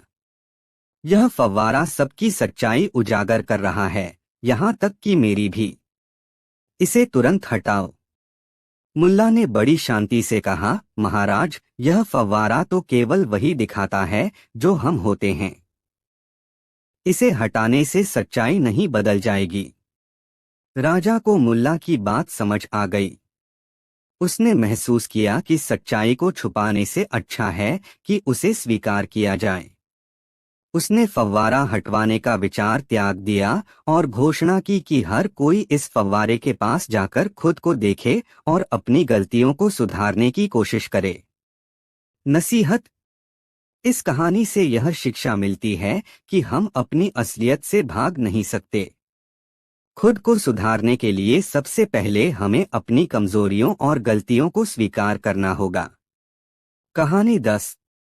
एक बार की बात है, मुल्ला नसीरुद्दीन के गांव में सूखा पड़ा। बारिश न होने के कारण खेती-बाड़ी पूरी तरह नष्ट हो गई थी और गांव के लोग भूखे प्यासे हो रहे थे। लोग परेशान थे और आसमान की ओर देखकर बारिश की दुआ कर रहे थे, लेकिन कोई फायदा नहीं हो रहा था। तभी मुल्ला नसीरुद्दीन ने गांव वालों से कहा, चलो हम सब मिलकर बादशाह के पास चलते हैं। वह ताकतवर है और बड़े बड़े काम कर सकता है। शायद वह हमारी मदद कर सके। गांव के लोग सहमत हो गए और सब लोग मुल्ला के साथ बादशाह के महल की ओर चल पड़े। महल पहुंचने पर मुल्ला ने राजा से कहा, हमारे गांव में सूखा पड़ा है और हमें मदद चाहिए। बादशाह ने अपनी भौहें चढ़ाते हुए कहा, मदद तो मैं कर दूंगा, लेकिन पहले यह बताओ, तुम लोग बारिश क्यों नहीं करवा सकते? तुम्हारे पास क्या कुछ नहीं है? अगर तुम्हारे इरादे पक्के हों तो बारिश भी हो सकती है। गांव वाले एक दूसरे की ओर देखने लगे। किसी के पास इस सवाल का जवाब नहीं था। मुल्ला नसीरुद्दीन ने चुप्पी तोड़ते हुए बादशाह से कहा, हुजूर, आपने सही कहा। इरादे की ताकत से हम कुछ भी कर सकते हैं। पर हमें थोड़ा समय दीजिए, हम गांव लौटकर अपने इरादे मजबूत करेंगे। बादशाह ने हंसते हुए उन्हें वापस भेज दिया, यह सोचते हुए कि शायद ये लोग कुछ कर नहीं पाएंगे।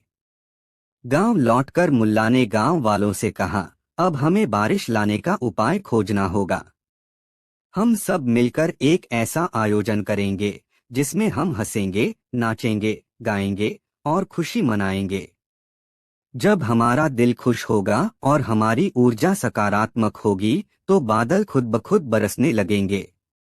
लोगों को मुल्ला की बात कुछ अजीब लगी, लेकिन वे जानते थे कि मुल्ला नसीरुद्दीन के विचारों में हमेशा कोई गहरी बात छिपी होती है। उन्होंने मुल्ला की बात मान ली और अगले दिन गांव में एक बड़ा उत्सव मनाने का फैसला किया। उत्सव के दिन गांव के लोग रंग बिरंगे कपड़े पहनकर मैदान में इकट्ठे हुए। हर कोई हंस रहा था, गा रहा था और नाच रहा था। मुल्ला भी उनके साथ शामिल हो गए और मजेदार कहानियां सुनाने लगे। चारों ओर खुशियों का माहौल था। तभी आसमान में हल्की हल्की घटाएं दिखने लगीं। लोग आश्चर्यचकित हो गए। धीरे धीरे बादल और घने होते गए और अचानक बारिश शुरू हो गई। गांव वाले खुशी से झूम उठे। मुल्ला नसीरुद्दीन ने हंसते हुए कहा, देखा, जब दिल से हंसते हो और दुनिया को सकारात्मक ऊर्जा देते हो तो प्रकृति भी तुम्हारे साथ हो जाती है। इस तरह मुल्ला नसीरुद्दीन ने गांव वालों को यह सिखाया कि मुश्किलें चाहे कितनी भी बड़ी क्यों न हो, अगर हम अपने दिल और दिमाग में खुशी और सकारात्मकता बनाए रखें तो हर समस्या का हल मिल जाता है। कहानी 11। एक बार मुल्ला नसीरुद्दीन का गांव किसी बड़े झगड़े में फंस गया। दो व्यक्ति अली और उमर आपस में झगड़ रहे थे और मामला इतना बढ़ गया कि गांव के सभी लोग उसमें उलझ गए। अली ने दावा किया कि उमर ने उसकी जमीन पर कब्जा कर लिया है, जबकि उमर कह रहा था कि वह जमीन उसकी है और अली झूठ बोल रहा है। दोनों में से कोई भी पीछे हटने को तैयार नहीं था। गांव वालों ने सोचा कि मुल्ला नसीरुद्दीन ही इस मसले को सुलझा सकते हैं, क्योंकि उनकी बुद्धिमानी और न्यायप्रियता के किस्से सभी जानते थे। वे दोनों को लेकर मुल्ला के पास पहुंचे। मुल्ला ने दोनों को सुनकर कहा, ठीक है, पहले अली अपनी बात कहेगा, फिर उमर अपनी, लेकिन फैसला जमीन ही करेगी। सभी लोग चौंक गए कि जमीन कैसे फैसला करेगी, लेकिन मुल्ला नसीरुद्दीन ने सभी को शांत रहने का इशारा किया। अली ने अपनी कहानी बताई कि वह कैसे वर्षों से उस जमीन का मालिक है और उमर ने उससे वह जमीन छीन ली। मुल्ला ने सिर हिलाया और कहा, तुम सही हो। अब उमर ने अपनी कहानी सुनाई और कहा कि वह जमीन उसके पुरखों की है और अली झूठ बोल रहा है। मुल्ला ने फिर सिर हिलाया और कहा, तुम भी सही हो। यह सुनकर गांव के लोग हैरान हो गए। वे बोले, मुल्ला, यह कैसे हो सकता है कि दोनों सही हों?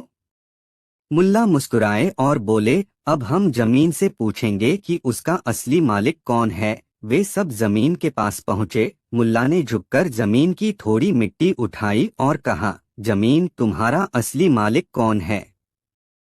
कुछ देर के लिए मुल्ला चुप रहे और फिर बोले, जमीन कह रही है कि इस विवाद का असली मालिक वह नहीं, बल्कि मौत है। असल में इस जमीन का असली मालिक कोई नहीं है, क्योंकि हम सभी एक दिन इसे छोड़कर चले जाएंगे और यह जमीन फिर से किसी और की हो जाएगी। मुल्ला की इस बात से सभी गांव वाले चकित रह गए। अली और उमर भी इस गहरे सत्य को समझ गए। उन्होंने झगड़ा खत्म किया और फैसला किया कि वे जमीन का उपयोग साथ मिलकर करेंगे और आपसी विवाद को भूल जाएंगे। मुल्ला नसीरुद्दीन ने अपनी चतुराई से एक और विवाद को हल कर दिया और गांव वालों को जीवन की सच्चाई समझाई। इस दुनिया में कुछ भी स्थायी नहीं है, यहाँ तक कि हमारा मालिकाना हक भी। इस कहानी से यह सीख मिलती है कि जीवन में चीजों के प्रति हमारी आसक्ति और अहंकार ही विवादों का कारण बनता है। कहानी 12। एक दिन मुल्ला नसीरुद्दीन को राजा ने अपने महल में बुलाया। राजा मुल्ला की बुद्धिमानी और हास्य प्रवृत्ति के बारे में बहुत कुछ सुन चुका था, इसलिए उसने मुल्ला से मिलने की इच्छा व्यक्त की। जब मुल्ला नसीरुद्दीन दरबार में पहुंचे तो राजा ने उनसे कहा, मुल्ला, मैंने कल रात एक सपना देखा। क्या तुम मुझे बता सकते हो कि इसका क्या मतलब है? मुल्ला ने बिना किसी संकोच के जवाब दिया, बेशक महाराज। बताइए, आपने क्या सपना देखा? राजा ने कहा, मैंने देखा कि मेरे सारे दांत एक एक करके गिर रहे हैं। मुझे यह सपना बहुत भयानक और अशुभ लगा। मुझे यह समझ नहीं आ रहा कि इसका अर्थ क्या है।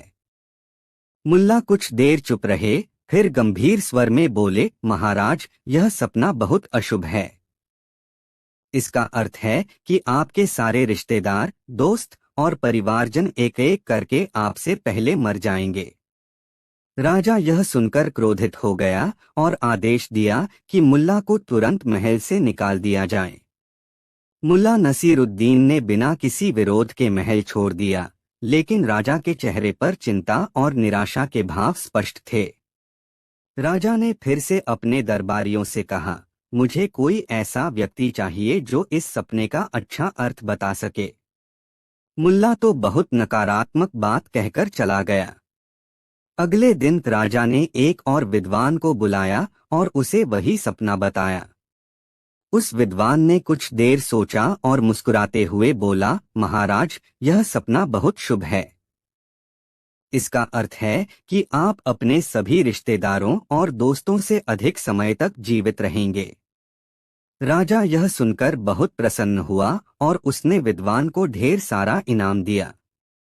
लेकिन दरबारियों में से एक ने यह देखकर पूछा, महाराज, इस विद्वान ने और मुल्ला नसीरुद्दीन ने तो एक ही बात कही, फिर आपने मुल्ला को क्यों दंड दिया और इस व्यक्ति को पुरस्कृत? राजा ने मुस्कुराते हुए कहा, बात कहने का ढंग बहुत मायने रखता है। मुल्ला ने सच तो कहा था, लेकिन उसका तरीका मुझे परेशान कर गया। इस विद्वान ने वही बात कही, लेकिन एक सकारात्मक ढंग से। इस कहानी से यह शिक्षा मिलती है कि सत्य को प्रस्तुत करने का ढंग बहुत महत्वपूर्ण होता है। कहानी 13। एक दिन मुल्ला नसीरुद्दीन अपने गांव में घूम रहे थे। तभी एक अजनबी ने उन्हें रोक लिया और चुनौती भरे स्वर में कहा, मुल्ला, सुना है तुम बहुत बुद्धिमान हो। मैं तुम्हें एक सवाल पूछूंगा। अगर तुम सही जवाब दे सके तो मैं तुम्हें मान लूंगा, वरना सबको बताऊंगा कि तुम सिर्फ नाम के बुद्धिमान हो। मुल्ला नसीरुद्दीन मुस्कुराए और बोले, ठीक है, पूछो। अजनबी ने पूछा, बताओ, आसमान में कितने तारे हैं? मुल्ला ने बिना समय गवाए कहा, तुम्हारा सवाल तो बहुत आसान है। मुझे इसका बिल्कुल सही जवाब पता है। अजनबी चौंक गया और बोला, अच्छा, तो बताओ कितने तारे हैं? मुल्ला ने हंसते हुए कहा, आसमान में कुल तारे उतने ही हैं जितने मेरे गधे के शरीर के बाल। अजनबी ने हैरानी से कहा, ये कैसे साबित कर सकते हो? मुल्ला ने गंभीरता से जवाब दिया, अगर तुम चाहो तो गिन सकते हो। पहले मेरे गधे के सारे बाल गिन लो, फिर आसमान के तारे गिन लेना। दोनों बराबर होंगे। अजनबी हक्का बक्का रह गया और मुल्ला की इस हाजिर जवाबी पर चुप हो गया। गांव के लोग भी हंस पड़े और मुल्ला नसीरुद्दीन की बुद्धिमानी की तारीफ करने लगे। सीख। इस कहानी से हमें यह सीख मिलती है कि हर प्रश्न का उत्तर सीधे तरीके से नहीं दिया जा सकता। कभी कभी बुद्धिमानी से काम लेकर कठिन सवालों का मजेदार जवाब देना भी एक गुण होता है। कहानी 14। एक बार की बात है, मुल्ला नसीरुद्दीन अपने गांव में अपने अद्भुत ज्ञान और हास्य के लिए मशहूर थे। गांव के लोग उन्हें बहुत मानते थे, लेकिन साथ ही उनकी बातें सुनकर हंसते भी थे। एक दिन गांव के कुछ लोग मिलकर एक बड़ी दावत का आयोजन करने का निर्णय लेते हैं। उन्होंने सोचा कि दावत में मुल्ला नसीरुद्दीन को बुलाना बहुत अच्छा रहेगा। उन्होंने उसे आमंत्रित किया और कहा, मुल्ला, तुम हमारे मेहमान हो और तुम ही इस दावत का मुख्य आकर्षण हो। मुल्ला ने मुस्कुराते हुए कहा, बिल्कुल, मैं आऊंगा, लेकिन एक शर्त पर। लोगों ने उत्सुकता से पूछा, क्या शर्त है? मुल्ला ने कहा, आप सभी को यह बताना होगा कि मैं खुदा का झूठा मुंह हूं। लोगों ने हैरान होकर पूछा, यह क्यों? हम ऐसा क्यों कहेंगे? मुल्ला ने हंसते हुए कहा, क्योंकि जब मैं अपनी बातें बताता हूं तो लोगों को हमेशा लगता है कि मैं मजाक कर रहा हूं। लेकिन जब मैं सच बोलता हूं तो लोग इसे झूठ मान लेते हैं। गांव वाले हंस पड़े और सहमति में सिर हिलाया। दावत के दिन सभी लोग इकट्ठा हुए और मुल्ला नसीरुद्दीन ने वहां अपनी खास बातों से सबका मन बहलाया। वह मजाक और ज्ञान का एक ऐसा मिश्रण प्रस्तुत कर रहे थे जिससे सभी लोग हंसते और सोचते रहे। दावत खत्म होने के बाद गांव के लोग मुल्ला से बोले, मुल्ला, तुम सच में खुदा का झूठा मुंह हो। तुम्हारी बातों में हमेशा एक गहरी सोच होती है। इस पर मुल्ला ने मुस्कुराते हुए कहा, यही तो मेरी कला है। कभी कभी हंसी में छिपा ज्ञान सबसे बड़ा ज्ञान होता है। इस कहानी से यह सीखने को मिलता है कि हास्य और ज्ञान का संयोजन जीवन को रोचक और शिक्षाप्रद बनाता है। मुल्ला नसीरुद्दीन की चतुराई और विनोद ने न केवल उन्हें गांव में सम्मान दिलाया बल्कि लोगों के दिलों में भी एक खास जगह बना दी।